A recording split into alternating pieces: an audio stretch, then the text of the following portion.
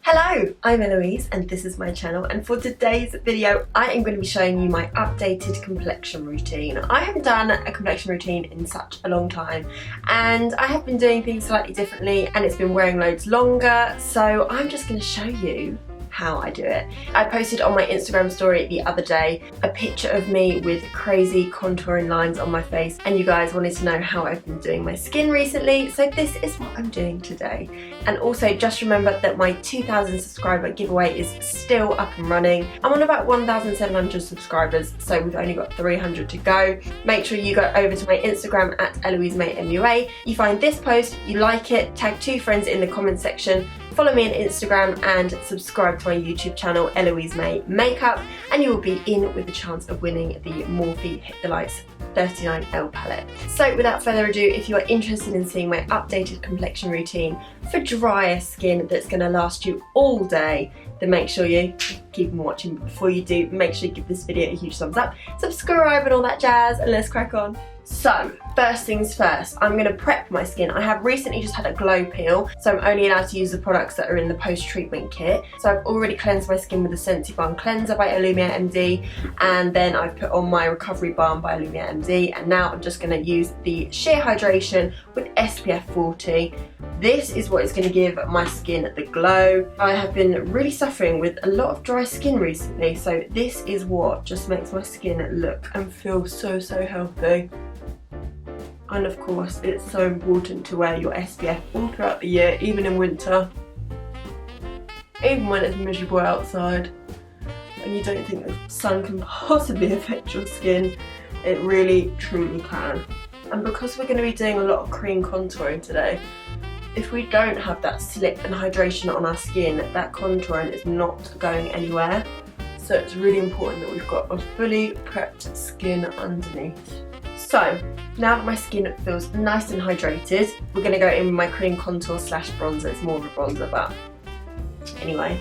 So I'm going to tuck my hair behind my ear so I can really see where my cheekbone is. And I'm using my L'Oreal Infallible Stick Foundation in the shade 190. I do tend to use 210, but I can't find it. And actually, where I'm slightly fairer from it being winter time, this works quite nicely for that kind of cream bronzer kind of shade on me. So what I'm doing, I'm going on top of my cheekbone rather than underneath. Underneath is here, so I've got that little bit of wiggle room to blend up and down. And then I'm going to do the sides of my forehead because I really like a cream contoured forehead, and then again on this side, and then on the nose, just really roughly, and I do a little bit on the jaw as well. So this technique means that we don't have to use nearly as much foundation, which is going to make your foundation last a lot longer. You're not going to have to buy as much foundation as often. So it's a real win-win situation, this technique. And then I'm going to go in with my concealer, so anywhere that I want to brighten up. I'm actually really loving this Iconic London Seamless Concealer. I use the shade Light Cream. Especially with this kind of technique, you don't want your concealer to be too thick. It dried down too quickly, it to be too matte. This concealer is so hydrating, and even if you left the concealer there for about 10 minutes, it would still be super easy to blend out. So I'm just going underneath my eyes,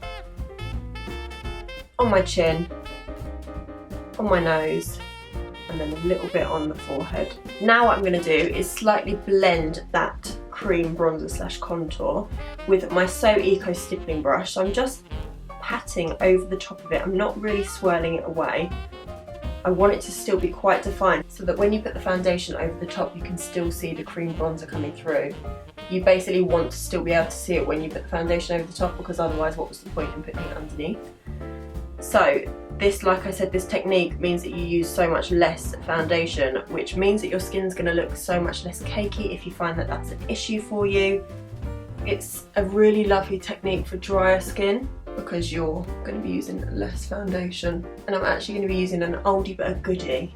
I'm going to be using the L'Oreal True Match Foundation, which is a really lovely foundation for drier skin. So now that that is pretty much blended, I'm going to now blend out the concealer. So I like to use a Real Technique sponge for my concealer. I feel like it's one of the nicest sponges that I own. I also love the Nancy one that I got from TK Maxx. that's a really nice sponge. And I'm just lightly dabbing the concealer. I'm not moving it around, I'm keeping it exactly where we placed it. And then anywhere that you've got these little gaps is where we're going to put the foundation. And of course it's really important to wet your sponge as well.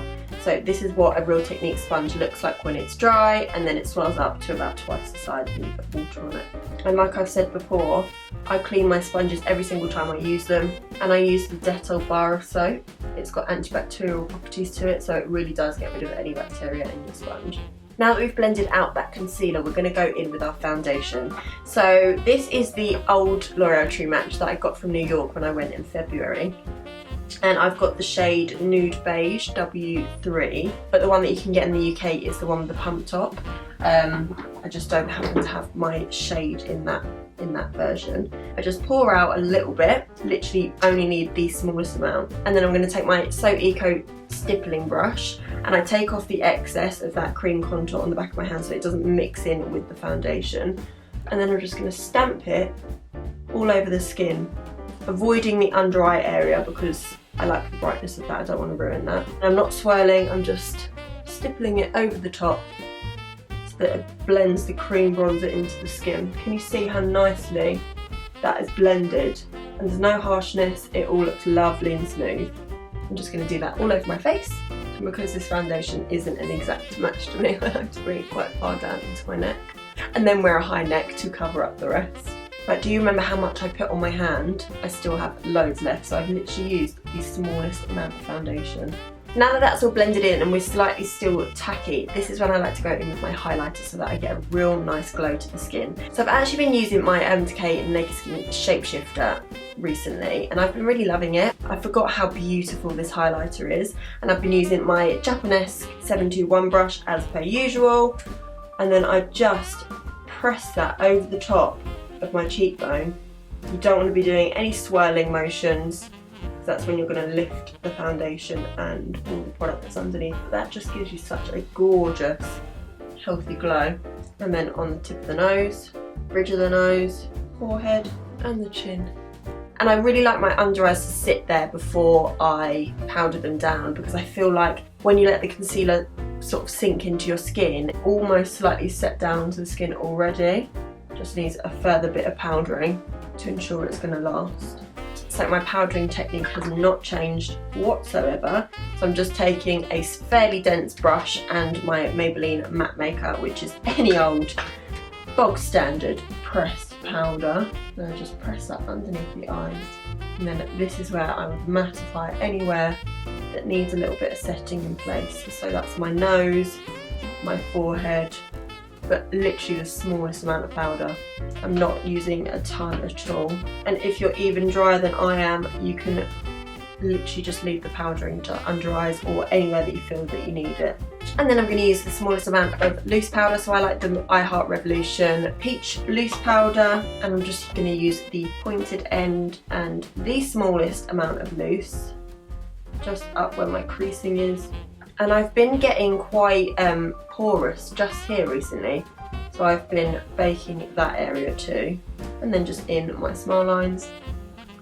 And then while that is baking, I am going to be taking the bronzer and the contour mixed together from the Shapeshifter, and ever so lightly, literally the smallest amount, setting over the top of that cream bronzer. Of course you can leave it there, but for me that's not enough. I'm just going over the smallest amount, and because we've done all of that prep, it means you use so much less product of everything else. And especially if you've got dry skin, you want to use as little powder as possible, so this is the perfect technique for someone with dry skin.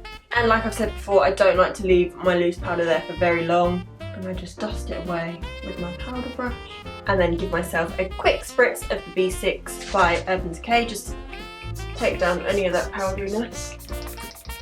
The quick fix version of this is beautiful for dry skin as well. This just so happens to be on my desk, but any facial spritz is going to really knock down that powderiness effect, and obviously if you've got dry skin you don't want that at all.